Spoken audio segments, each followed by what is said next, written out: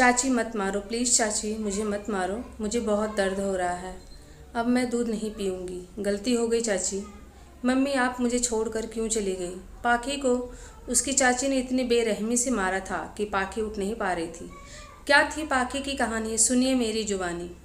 2 महीने पहले, मेरा नाम पाखी है, मेरे पापा का नाम नितिन और मम्मी का नाम नेहा था। वो दोनों मुझसे बहुत प्यार करते थे, मुझे राजकुमारी बनाकर रखते थे, मेरी हर ज़रूरत को पूरा करते। I love you mummy and पापा। एक दिन हम तीनों साथ में खेलते हैं, तभी दरवाजे की घंटी बजती है। मम्मी दरवाज़ा खुलने जाती है, पापा कहते हैं कौन आया है नेहा?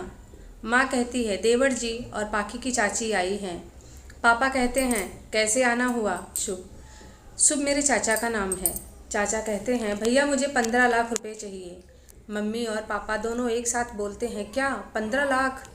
चाचा कहते हैं मैंने एक कंपनी में इन्वेस्ट कर दिए थे, मुझे नहीं पता था कि कंपनी डूब जाएगी और बैंक वालों ने कुर्की के आदेश दे दिए हैं। मैं सड़क पर आ जाऊंगा भैया, मेरी मदद कीजिए। चाचा के प्रति पापा को इतना विश्वास था कि उन्होंने कुछ और नहीं पूछा और 15 लाख का चेक काट कर उन्हें दे दिया। मम्मी को कुछ महसूस हुआ जैसे कि ये सब चाचा और चाची की चाल थी। ऐसे ही कुछ दिन बीते, मेरी चाची और चाचा आए। चाची मुझे गले लगाकर रोने लगी और कहने लगी बेटा अब इस दुनिया में तुम्हारे मम्मी पापा नहीं रहे, गाड़ी इतनी खाई में गिरी है कि उनको ढूंढना मुश्किल है। तभी एक इंस्पेक्टर घर के अंदर आते हैं और चाचा से कुछ बात करके चले गए। मैं चाची को पकड़कर बहुत रोई। मैं सिर्फ 10 साल की थी और इतनी छोटी उम्र में ही अपने माँ बाप को खो दिया था। मैंने देखा कि चाची और चाचा एक दूसरे को देखकर मुस्कुरा रहे थे। मम्मी पापा की 13वीं की बात मैंने चाची को रोक लिया क्योंकि मुझे डर लग रहा था और माँ पापा के बाद वही लोग मेरे अपने थे। लेकिन मुझे क्या पता था आने वाले समय में मेरे साथ क्या होने वाला है। एक दिन वकील साहब आए और उन्होंने वसीयतनामा पढ़ा। उसके अनुसार मेरे मम्मी पापा ने सारी जायदाद मेरे नाम कर रखी थी। मेरे चाचा और चाची ये सुनकर चौंक गए थे। वकील साहब ने कहा अभी इसकी देखरेख मेरे हाथ में रहेगी और उसके बाद जब पाखी 18 साल की हो जाएगी तो सारी प्रॉपर्टी इसके नाम हो जाएगी। वकील साहब मेरे सर पर प्यार का हाथ फेर कर चले गए थे। अब शुरू होती है मेरी बर्बादी की दास्तां। चाची आए दिन मुझे मारती पीटती रहती थी। वो तो मुझे स्कूल भी बंद करवा देती, लेकिन वकील साहब के नाते ये ना कर सकी। उनको थोड़ी भी दया नहीं आती थी। चाची मुझसे घर का काम भी करवाती थी। मैं अगर चाचा की तरफ देखती भी तो वो नज़रें चुरा लेते थे। पहले यही चाचा इतना प्यार करने का दिखावा करते थे जब मेरे मम्मी पापा जिंदा थे और अब अपने असली रंग दिखा चुके थे। एक दिन मुझे ज़ोरों से भूख लगी। घर में कुछ खाने को नहीं था तो मैं किचन में जाकर दूध पी लिया। इसी बात के लिए चाची ने मुझे बहुत मारा। मैं लगातार चिल्ला रही थी प्लीज़ मुझे मत मारो चाची, अब मैं ऐसी गलती दोबारा नहीं करूँगी। आज मेरे चाचा ये सब देखा नहीं गया तो उन्होंने चाची को एक थप्पड़ मार दिया और कहा तुम इतनी जल्लाद कैसे हो सकती हो, इतनी छोटी बच्ची को मार रही हो, शायद इसीलिए भगवान ने तुम्हें बेऔलाद रखा है, तुम्हारे अंदर ममता नहीं है। चाचा चाची में बहस हो रही थी, तभी मैं मौका पाकर भाग गई। मुझे नहीं पता था मैं कहाँ जाऊँगी, सिर्फ यहाँ से भाग जाना चाहती थी। इधर मेरे चाचा जोर से चिल्लाए कि ममता पाखी कहीं दिख नहीं रही है, लगता है भाग गई। चाची ने अपने भाई गगन को कॉल किया, क्या हुआ बहना, ज़मीन फट गई या आसमान गिर गया? चाची ने कहा पाखी घर से भाग गई है। मैं भागते भागते सुनसान रास्ते पर पहुंच गई जहां 3-4 आवारा लड़कों की नज़र मुझ पर पड़ी। वो लड़के कहते हैं अरे वाह क्या माल जा रही है, दूसरा कहता है अरे पकड़ भाग रही है, तीनों कहते हैं आज तो मज़े की रात है। मैं भाग रही थी। उनमें से मैंने एक अंकल को कहा कि प्लीज़ मुझे मत पकड़ो। एक अंकल ने कहा कहाँ भाग कर जाएगी, चल मेरे अड्डे पर चल। मुझे अपनी गोदी में बैठा लिया। एक लड़के ने मेरे फ्रॉक की चेन खोल दी। मैं कहती रही मुझे छोड़ दो अंकल, लेकिन वो नहीं माने और मेरे साथ गलत करने की कोशिश करने लगे। तभी मैं दांत काट ली। हड़बड़ाहट में मैं उनके हाथ से छूट गई और उन सभी की आंखों में मिट्टी डालकर भागने लगी। मेरे पैरों में चोट लग गई थी। भागते भागते सामने से एक गाड़ी आ जाती है और मैं बेहोश होकर गिर जाती हूँ। जब मुझे होश आया तब मैं अस्पताल में थी। नर्स ने कहा अरे वाह तुम्हें होश आ गया।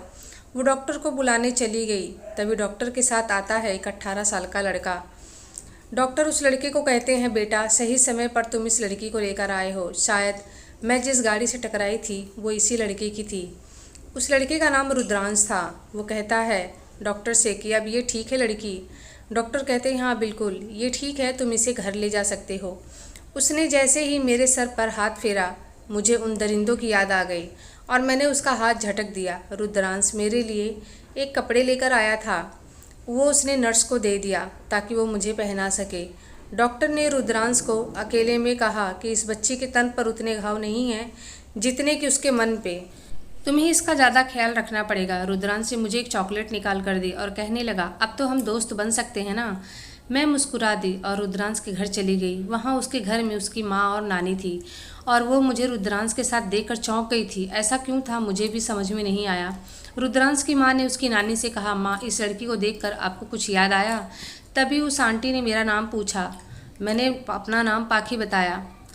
उसकी माँ मुझे कहती है, ये बच्ची तुम्हें कहाँ से मिली? रुद्रांश ने सारा किस्सा अपनी माँ को बताया कि कैसे मैं भागती हुई उसकी गाड़ी के सामने आ गई थी। तभी उसकी नानी ने कहा, सवाल जवाब बंद कर लेना, पहले इस बच्ची को खाना खिला दो। माँ के जाने के बाद मुझे चाची ने ढंग से खाना तक नहीं दिया था।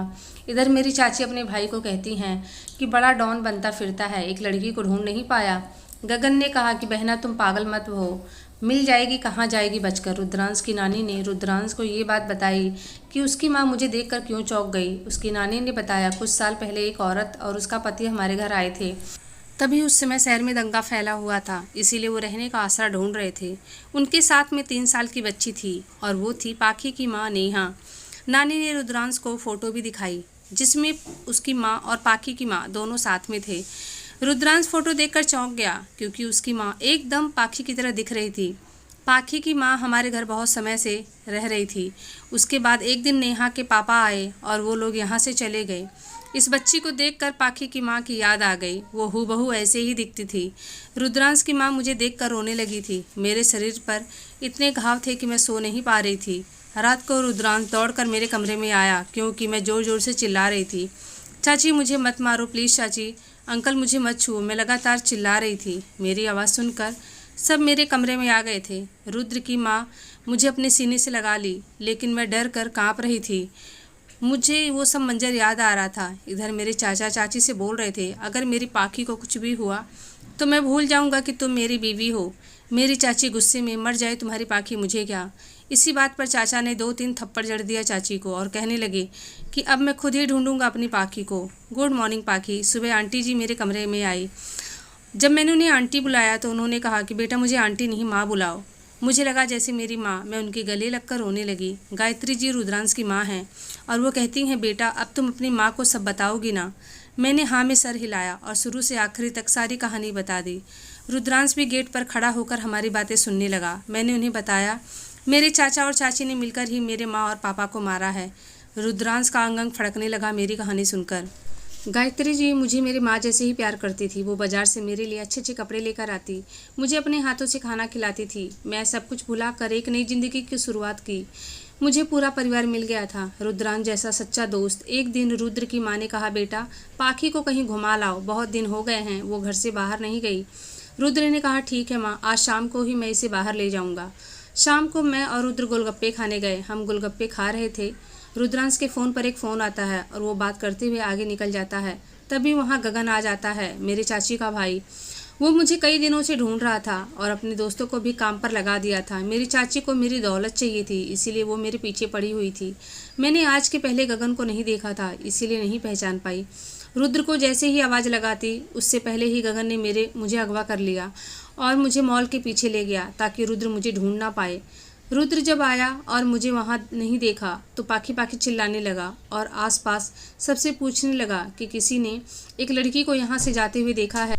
मैं रुद्र को देख रही थी लेकिन उसे आवाज़ नहीं लगा पा रही थी। गगन ने मेरा मुंह जोर से दबा दिया था। रुद्र बहुत परेशान हो गया। वो मुझे ढूंढते हुए मॉल के पास आ पहुँचा और वहाँ मेरी सैंडल निकल गई थी। उसने सैंडल देखा और समझ गया क्योंकि वो सैंडल मेरे लिए रुद्र की माँ ही लेकर आई थी। वो आवाज़ लगाना बंद कर दिया और छिप गया। तभी गगन मुझे वहाँ से ले जाकर गाड़ी में बैठा दिया। गगन को लगा कि रुद्रांश जा चुका है, लेकिन वो छिप कर देख रहा था। गगन मुझे फिर से चाची के पास ले जाने वाला था। रुद्रांश ने गगन का पीछा किया और घर पर अपनी माँ को कॉल करके सब बता दिया। उसकी माँ ने ये बात पुलिस को बताई, जो कुछ भी हो रहा था। गगन अब मुझे ले जाकर अपनी बहन को सौंप देता है और कहता है, देख बहना, मैं कहता था ना कि एक दिन ढूंढ निकालूंगा, ये ले अपनी अमानत। मैं चाची को देखकर थर थर काँपने लगी थी। तभी बाहर से मेरे चाचा आए और मुझे गले लगकर रोने लगे, मेरी बच्ची तू कहाँ चली गई थी? मैंने तुझे कहाँ कहाँ नहीं ढूंढा, मुझे माफ़ कर दो पाखी बेटा। मैंने भी तुम्हारे साथ बहुत गलत किया है। मैं सोच रही थी कि जहाँ से निकली थी वहीं फिर आ गई। अब ये लोग मेरी ज़िंदगी फिर से नरक बना देंगे। मेरी चाची तो मेरे बालों को पकड़ी और गुस्से में घूरते हुए बोली, बहुत नचाया तूने, अब हाथ आई है, भला तुझे ऐसे कैसे जाने देती। तू सोने का अंडा देने वाली चिड़िया है। अब से मैं जैसा कहूँगी तुझे वैसा ही करना पड़ेगा। और हाँ, अब भूल जाना कि तू यहाँ से दोबारा भाग सकती है। मेरी चाची मुझे धमकियाँ दे रही थी कि तब तक रुद्रांश और उसकी माँ और पुलिस के साथ यहाँ आ गए। मैं गायत्री माँ को देखते ही उनसे लिपट गई और रोने लगी। मैंने उन्हें कहा, यही है जिसने मेरे माँ और पापा को मारा है। पाखी की गवाही से पुलिस ने मेरी चाची और चाचा और गगन को गिरफ्तार कर लिया। मेरी चाची गायत्री माँ को घूर रही थी। उन्हें क्या पता इतने दिन में किसके साथ और कहाँ थी। मेरे माँ पापा को मारने में मेरे चाचा शामिल नहीं थे, ये बात खुद चाची ने बताया। पुलिस ने कुछ महीनों बाद मेरे चाचा को छोड़ दिया था और अब मैं गायत्री माँ, नानी और रुद्रांश के घर आ गई थी। वकील साहब ने गायत्री माँ को सब बता दिया। माँ ने कहा, ये दौलत और जायदाद सिर्फ और सिर्फ पाखी की है। मैंने इसे अपनी बेटी माना है और इसकी पढ़ाई लिखाई का सब खर्चा मैं अपने दम पर देखूंगी। आज मेरे माँ पापा की बरसी थी और मैं सुबह से रो रही थी, उन्हें याद कर रही थी। काश ये सब नहीं हुआ होता तो मैं उनके साथ होती। तभी मेरे पास गायत्री माँ आई और कहने लगी, हम उनकी बरसी पर छोटी सी पूजा रख रहे हैं और लोगों को खाना भी खिलाएंगे। मैं गायत्री माँ को पकड़कर खूब रोई। उन्होंने मुझसे एक वादा लिया कि आज के बाद मैं कभी अपने आप को अकेला नहीं समझूंगी और ना ही रोऊंगी। मैंने माँ से वादा किया कि आज के बाद मैं नहीं रोऊंगी। हम सब खुशहाल फैमिली की तरह रहने लगे। दोस्तों, ये थी मेरी कहानी। उम्मीद है आप लोगों को ज़रूर पसंद आई होगी। तो वीडियो को लाइक कीजिएगा, शेयर कीजिएगा। चैनल पे नए हैं तो चैनल को सब्सक्राइब कीजिएगा। मिलती हूँ अगले वीडियो में एक अच्छी सी कहानी के साथ। धन्यवाद।